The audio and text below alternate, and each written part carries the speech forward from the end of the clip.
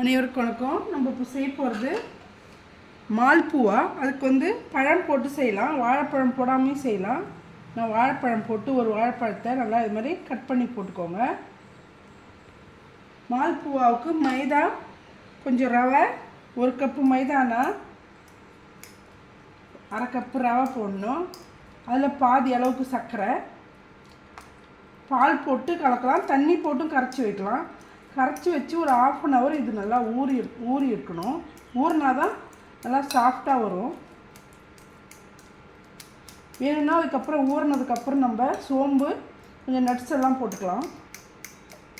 ஏலக்காய் பவுடர் எல்லாமே போட்டுக்கலாம். வாசனை உள்ளது எது வேணாலும் நம்ம டேஸ்ட்டுக்கு போட்டுக்கலாம். இது மாதிரி நல்லா மிக்ஸ் பண்ணியாச்சு. இதில் 1 கப்பு மைதா போட்டுக்கோங்க. அதில் பாதி கப்பு அளவுக்கு ரவை, அதில் பாதி அளவுக்கு சர்க்கரை. இது அரைச்ச சர்க்கரை, நீங்கள் முழுசாக இருந்தாலும் போட்டுக்கலாம். கரையிறதுக்கு ஈஸியாக இருக்குன்னு சொல்லிவிட்டு அது மாதிரி போட்டிருக்கேன். கொஞ்சமாக சால்ட்டு டேஸ்ட்டு எடுத்து கொடுக்குறதுக்கு. இதை கரைக்கிறதுக்கு பாலில் கரைச்சிக்கோங்க. முழுக்க பால் வேணால் கொஞ்சம் தண்ணியும் போட்டுக்கலாம். ஃபஸ்ட்டு இது நல்லா இது மாதிரி கரைச்சி வச்சுருங்க. 1/2 அன் ஹவர் நல்லா ஊறணும். அது இது மாதிரி நல்லா கரைச்சி வச்சுக்கோங்க. நம்ம இது மாவு கரைக்கிற அளவுக்கு கரைச்சிக்கலாம். தோசை மாவு பேட்டர் இருக்குல்ல, அந்த அளவுக்கு கரைச்சிக்கோங்க. இன்னும் கூட கொஞ்சம் தண்ணி போடலாம். ரவை போட்டிருக்கிறதால நல்லா ஊறணும். இதை 1/2 அன் ஹவர் நல்லா ஊற வச்சிடலாம்.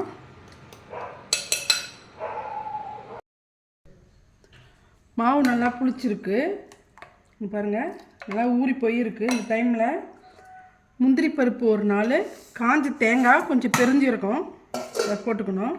போட்டு இதை நல்லா மிக்ஸ் பண்ணிக்கோங்க. இது மாதிரி மிக்ஸ் பண்ணிவிட்டு ஆயில் நல்லா சூடு பண்ணி வச்சுருக்கேன். ஆயில் இது மாதிரி சூடானதுக்கப்புறம் கரண்டியால் இது மாதிரி மொண்டு ஊற்றிக்கோங்க. மொண்டு ஊற்றிட்டு லைட்டாக ஆயில் விட்டு தெளிச்சுக்கோங்க. தெளித்தா நல்லா புஷ்ஷுன்னு உப்பி வரும். வருது பாருங்கள். இன்னும் கொஞ்சம் நல்லா வேகட்டும்.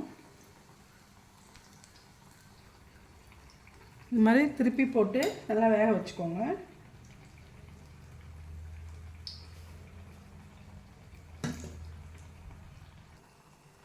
பாருங்கள், நல்லா ரெடி ஆகிடுச்சு. இது மாதிரி 2 சைடும் வறுபட்டு நல்லா கலர் சேஞ்ச் ஆகிடுச்சு. மால்பூவா ரெடி ஆகிடுச்சு. இந்த வீடியோ பிடிச்சிருந்தா லைக் பண்ணுங்கள், ஷேர் பண்ணுங்கள், கமெண்ட் பண்ணுங்கள், சப்ஸ்கிரைப் பண்ண மறக்காதீங்க. நன்றி. அனைவருக்கும் வணக்கம். நம்ம இப்போ செய்ய போகிறது ஆந்திரா ஸ்பெஷல் பால் தாளிக்கலு. அதுக்கு பச்சரிசி ஒரு 4 ஹவர் நல்லா ஊற வச்சுருங்க. ஊற வச்சுட்டு இது மாதிரி நல்லா மிக்சியில் போட்டு இடிச்சுக்கலாம். இடிச்சிட்டு நல்லா சளிச்சிக்கணும். சளிச்சிட்டு பால் நல்லா கொதிக்க வைக்கணும். ஒரு 2 ஸ்பூன் அளவுக்கு ஜவ்வரிசி, அதையும் ஊற வச்சுருங்க. வெல்லம் சீவி வச்சுக்கணும். தேங்காய் வேணுன்றவங்க கட் பண்ணி பீஸாக வச்சுக்கோங்க. இதெல்லாம் ரெடி பண்ணி வச்சுக்கிட்டு இதை ரெடி பண்ணலாம். இந்த மாவை நல்லா சளிச்சு எடுத்துட்டு இது மாதிரி கப்பி இருந்தால் எடுத்துடலாம். ஒரு 1/4 கப் அளவுக்கு தண்ணி போட்டுக்கலாம். தண்ணி போட்டு அதில் வெல்லம் கொஞ்சமாக போட்டுக்கோங்க. ஒரு 2 ஸ்பூன் அளவுக்கு வெல்லத்தை போட்டு நல்லா கரைச்சிட்டு இந்த பச்சை மாவை எடுத்து நம்ம அதில் கிண்டணும்.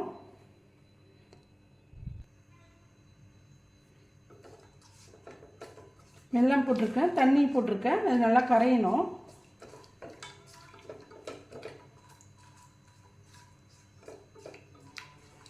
நல்லா கரையிட்டோம்.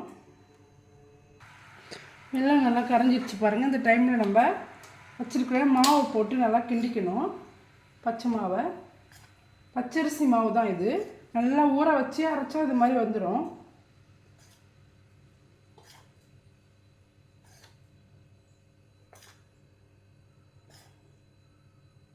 கிண்டிட்டு அதுக்கப்புறம் நம்ம போட்டுக்கலாம்.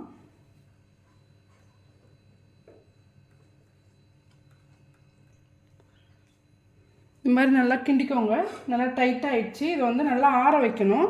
ஆற வச்சுட்டு அதுக்கப்புறம் பால் காய்ச்சிக்கலாம். திரும்பவும் இந்த பாத்திரத்தில் கொஞ்சம் தண்ணி ஊற்றிக்கோங்க.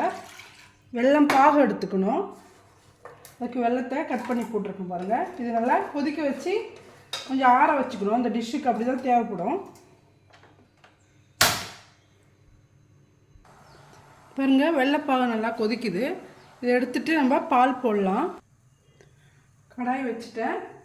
1 கப்பு பால் போட்டுக்கலாம். 1 கப்பு பால், 1/2 கப்பு தண்ணி போட்டு நல்லா கொதிக்கட்டும் பால்.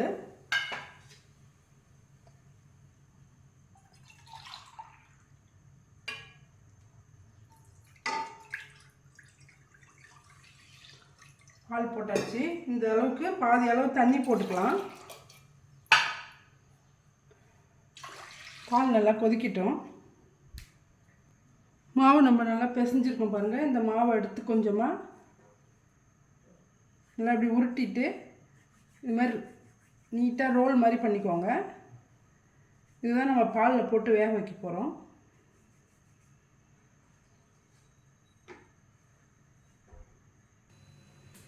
பால் நல்லா கொதிச்சிருச்சு பாருங்கள். இந்த டைமில் நம்ம ஊற வச்ச ஜவ்வரிசி ஒரு 2 கரண்டி போட்டுக்கலாம்.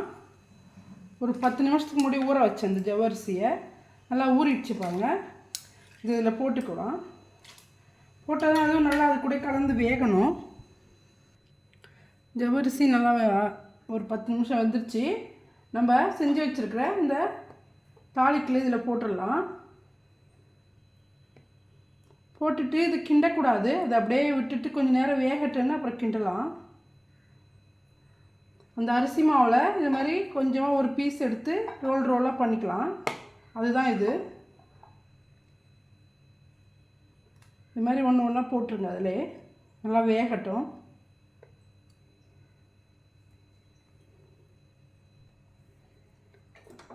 இது கொஞ்சம் ஏலக்காய் பொடி போட்டுக்கலாம்.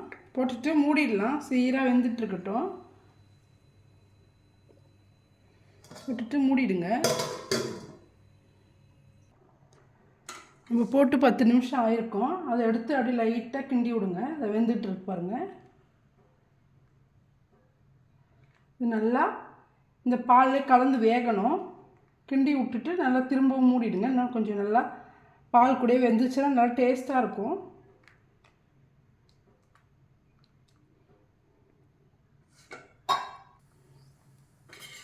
பாருங்கள், இது நல்லா பீஸ் வெந்துருச்சு. உடையாமல் இருக்குது பாருங்கள். இந்த டைமில் நம்ம கொஞ்சமாக அரிசி மாவு எடுத்து கரைச்சி இதிலே ஊற்றிடலாம்.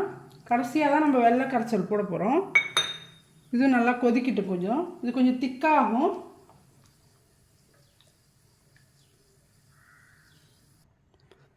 நல்லா கொதிச்சிச்சு திக்காக. இந்த டைமில் நம்ம வெள்ளைப்பாவு கொஞ்சம் ஊற்றிக்கலாம். நம்ம கொதிக்க வச்சோம் பாருங்கள். அதை போட்டு நல்லா கிண்டிடலாம்.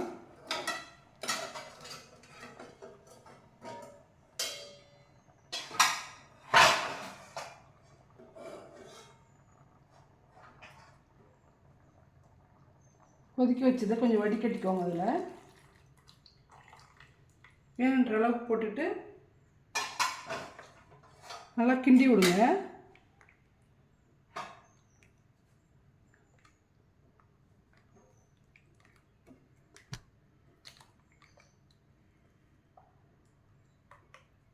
ரெடி ஆயிடுச்சு பால் தாளிக்கிலோ. இதில் வந்து கொஞ்சமாக நம்ம முந்திரி பருப்பு திராட்சை வறுத்து கொட்டிக்கலாம். வேணும்னா தேங்காய் கூட பீஸ் ஆக்கி போட்டுக்கலாம். ஆந்திரா ஸ்பெஷல் பாலத்தாளிக்குள் ரெடி ஆயிடுச்சு. இந்த வீடியோ பிடிச்சிருந்தா லைக் பண்ணுங்கள், ஷேர் பண்ணுங்கள், கமெண்ட் பண்ணுங்கள், சப்ஸ்கிரைப் பண்ண மறக்காதீங்க. நன்றி.